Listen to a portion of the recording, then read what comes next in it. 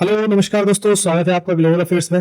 दोस्तों काफी टाइम बाद वीडियो आ रही है, थोड़ी तबीयत ठीक नहीं थी तो इस बीच में पिछले एक वीक में बहुत सारी इंपॉर्टेंट घटनाएं हुई। उनमें से एक सबसे बड़ी थी नेपाल की सरकार, आपको पता होगा, गिर गई होगी। केपी ओली शर्मा की गवर्नमेंट थी जिसको नेपाल की यूथ ने उसको कम्प्लीटली गिरा दिया।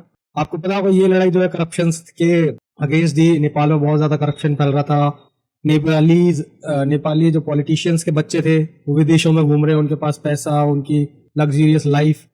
तो इस चीज को देख के नेपाल की यूथ काफी टाइम से ऑलरेडी गुस्सा थी कि किस लेवल का जो है करप्शन यहाँ पे हो रहा है। तो बेसिकली हुआ क्या कि नेपाल की गवर्नमेंट ने जब ये चीजें देखी कि नेपाली यूथ जो है इनके अगेंस्ट, इनके करप्शन को उजागर कर रहा है सोशल मीडिया पे, तो उन्होंने क्या करा, 26 सोशल मीडिया प्लेटफॉर्म्स को कैटेगोरिकली बैन कर दिया। जब जैसे ही इसको बैन किया तो नेपाल की जो यूथ है, जनरेशन है, जो जिसको जेनजी बोलते हैं, जो 2000 के बाद जिन्होंने जन्म लिया है, तो बेसिकली उन्होंने क्या है, इनके खिलाफ प्रोटेस्ट करना स्टार्ट कर दिया, गवर्नमेंट को चेंज कर दिया। आपने पता होगा बहुत ज्यादा डिस्टर्बिंग वीडियोस निकल के सामने आई जहाँ पे इनके घर को जला दिया, पार्लियामेंट को जला दिया, फाइनेंस मिनिस्टर को भगा भगा के पीटा। केपी ओली शर्मा जो है फिर अपना रिजाइन करके भाग गए। तो इसके बाद अब क्या हुआ है, फाइनली नेपाल ने अपना फर्स्ट फीमेल प्राइम मिनिस्टर यहाँ पे अपॉइंट कर लिया है, चूज कर लिया बेसिकली। ओके, चलिए इसी न्यूज को जो है और देखते हैं। तो दोस्तों हेडिंग पढ़िए, पीएम मोदी फर्स्ट रिएक्शन है Sushila Karke becomes Nepals interim prime minister.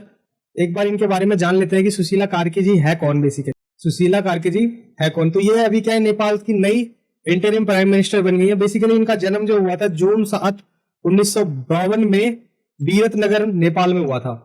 उसके बाद देखिए अगर इनकी बात करें तो ये फर्स्ट फीमेल चीफ जस्टिस रही है इनके सुप्रीम कोर्ट की, नेपाल सुप्रीम कोर्ट की। ओके, चीफ जस्टिस रही है और इनका जो कार्यकाल है वो भी आप देख सकते हैं, इतना इंपॉर्टेंट नहीं है, लेकिन ये फर्स्ट वुमेन रही थी जो पहली चीफ जस्टिस रही नेपाल के सुप्रीम कोर्ट में। उसके बाद इन्होंने देखो, अगर इनकी पढ़ाई देखोगे तो इन्होंने लॉ पढ़ा था कहां से, त्रिभुवन यूनिवर्सिटी से 1973 में।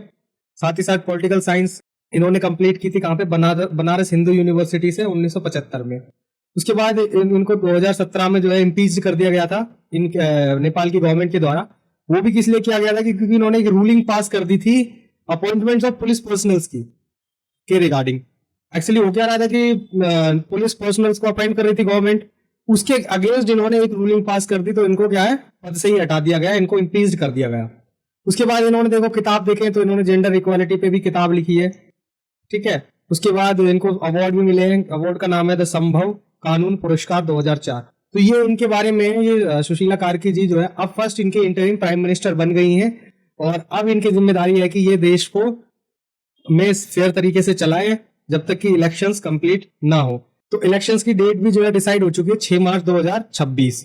ओके, उसके बाद अगर आप प्रधानमंत्री मोदी जी के बारे में जाने तो प्रधानमंत्री मोदी जी ने इनके गवर्नमेंट को सराहा है। आपको पता होगा प्रधानमंत्री मोदी जी जो है अभी मणिपुर की यात्रा पे, तो वहां पे उन्होंने एक स्पीच दी है। वो स्पीच जो है फटाफट से आपको एक बार मैं सुनवाता हूँ, उसके बाद आगे चलते हैं। साथियों, आज मणिपुर की इस धरती से मैं नेपाल के मेरे साथियों से भी बात करूंगा।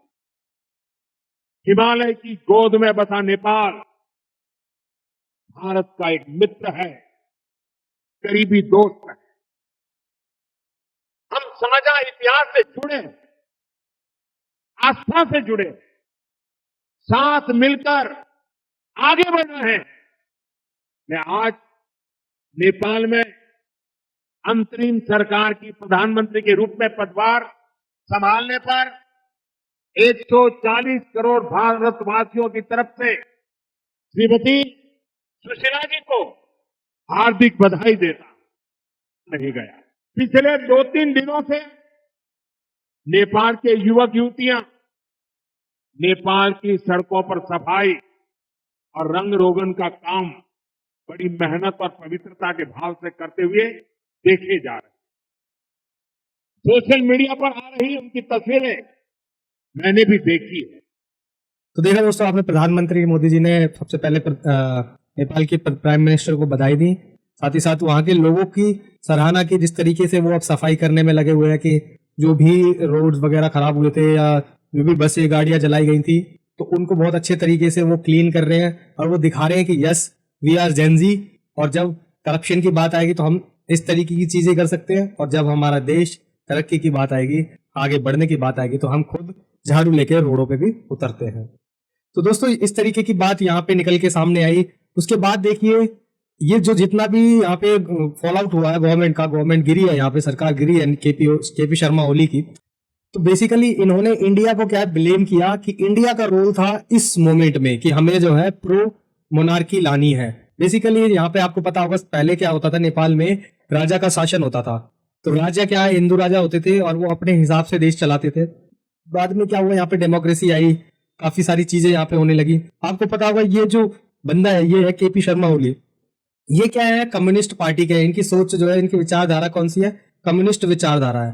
तो ये क्या नेपाल में जो यूथ है बेसिकली उसके ना तो ये डेवलपमेंट का कोई काम कर रहे थे, ना ही कोई प्रोजेक्ट ऐसे चला रहे थे, और सिर्फ क्या कर रहे थे, करप्शन कर रहे थे, अपने बच्चों को विदेशों में पढ़ा रहे थे, और बस उनके बच्चे जिस तरीके की फोटोज वीडियोज भेजते थे, ये इनकी खुद की सोशल मीडिया पे फोटोज वीडियोज होती थी, तो उनको क्या है, वहां की जो यंग जनरेशन है, जेन ज़ी जो बोलते हैं, वो उसको बहुत ब्रॉड लेवल पे सोशल मीडिया पे फैला रहे थे, जिसके बाद इन्होंने सोशल मीडिया बैन किया और फाइनली फिर यूथ ने जो है इनके खिलाफ प्रोटेस्ट किया और गवर्नमेंट ही पूरी चेंज कर दी। अब आई होप नेपाल की जो गवर्नमेंट है एक स्मूथ तरीके से चले। यहाँ पे सुशीला मैम जो है, इस सुशीला कार्की मैम जो है इस कंट्री को अच्छे से रन करे और जनरल इलेक्शंस जो है जल्द से जल्द कराए जाए ताकि एक फुल फ्लेज गवर्नमेंट यहाँ पे अपॉइंट की जा सके। तो दोस्तों नेपाल से रिलेटेड यही खबर है, हालांकि बहुत अच्छे से हमने इसमें कवर नहीं किया क्योंकि काफी सारी घटनाएं थी, लेकिन ब्रॉड एक आइडिया लग गया होगा आपको कि किस तरीके से यहाँ पे नेपाल की पूरी डेमोग्राफी बदल गई, किस तरीके से गवर्नमेंट पूरी चेंज हो गई और नई यहाँ पे इंटरिम गवर्नमेंट यहाँ पे बना ली गई है। सो दोस्तों मेरी तरफ से इस वीडियो में इतना ही। This is all in this video. Thank you guys. Jai Hind, Vande Mataram.